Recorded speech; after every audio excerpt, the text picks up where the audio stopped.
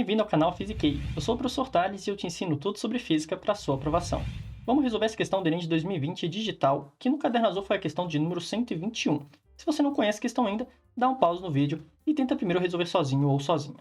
Bom, a questão fala sobre o aquecimento desse óxido de silício, que é o principal componente do vidro.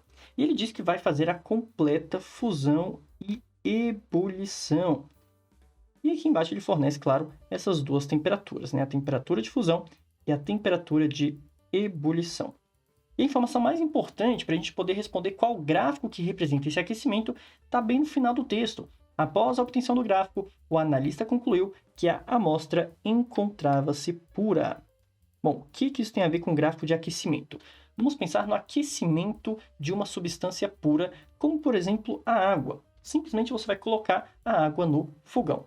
Se essa água encontra-se inicialmente a 20 graus Celsius, por exemplo, ao aquecê-la através de uma fonte quente, esse calor que a água recebe, essa energia que a água recebe, será convertida em energia cinética para as partículas, para as moléculas de água. Ou seja, ao receber calor, as moléculas ficam cada vez mais agitadas e mais agitadas, o que aumenta, consequentemente, a temperatura do corpo. Lembra que o conceito de temperatura tem a ver com o grau de agitação das partículas desse corpo? Então, a gente espera que a temperatura vá aumentando de 20 para 21, 22, 23 e assim por diante. Nesse processo, chamamos essa transferência de calor sensível. Dá para a gente, inclusive, calcular quanto de calor seria necessário através daquela fórmula do Ki-macete, que envolve a massa do corpo, né, a massa da substância, o calor específico da substância e o quanto que será a variação de temperatura.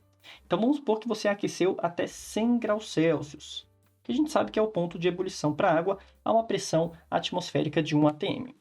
Ao chegar nessa temperatura de ebulição, o grau de agitação das partículas já é tão intenso, mas tão intenso, que se você continua fornecendo calor, essa energia será utilizada agora não mais para aumentar o grau de agitação. Essa energia não será convertida em energia cinética para as partículas, mas sim utilizada para romper as ligações intermoleculares. Você vai quebrando as ligações intermoleculares e vai separando essas partículas, aumentando o grau de liberdade dessas partículas. E isso nada mais é converter o estado líquido para o estado gasoso.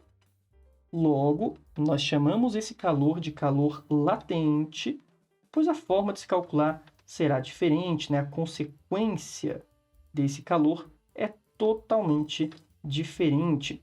Como as moléculas não ficam com essa energia para aumentar seu grau de agitação, a temperatura vai permanecer constante, ó. Não muda a temperatura, continua 100 graus Celsius. Está ocorrendo apenas a mudança do estado físico. Então, você tem que entender que, para uma substância pura, ou será calor sensível ou será calor latente.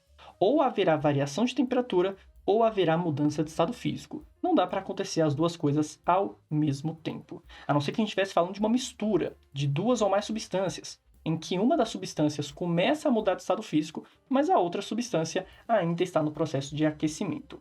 Bom, o único gráfico que representa a substância pura será aqui o gráfico da letra D de dado.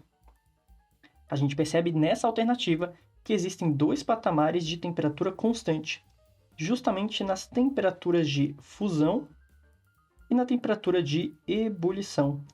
A gente começa, deixa eu até dar um zoom aqui nesse gráfico, ó.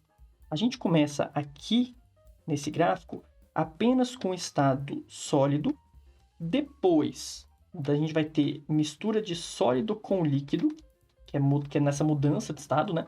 Depois a gente vai ter apenas líquido, depois líquido com gasoso, e depois a gente vai ter apenas a substância no estado gasoso. É uma alternância entre calor sensível, calor latente, calor sensível, calor latente, calor sensível. Bom, outras alternativas representam a curva de aquecimento de uma mistura, né? Se a gente pega, por exemplo, a letra A, a gente tem uma mistura, pois a temperatura nunca fica constante, ó. dá para identificar onde que acontece a fusão, onde que acontece a ebulição, porém, dá para ver nitidamente que a temperatura não permanece constante. A letra B seria uma substância pura, só que está representando apenas uma mudança de estado físico. Está faltando o outro patamar, que seria o processo de fusão. Na letra C, a gente tem a chamada mistura azeotrópica, em que ela se comporta como substância pura no processo de ebulição. Enquanto na letra E, a gente tem a chamada mistura eutética, que se comporta como substância pura apenas no processo de fusão. Bom, esses assuntos também são estudados na parte de química, mas na parte de calorimetria, a gente também usa esses conceitos de calor sensível, calor latente, e quanto que a temperatura varia e quanto que ela permanece constante. E aí, gostou desse vídeo? Deixa o like, comenta, compartilha, me siga nas redes sociais para mais dicas de física, e se quiser um curso de física completo, começando do zero, acesse meu site, que eu vou deixar aqui na descrição. Muito obrigado e até a próxima!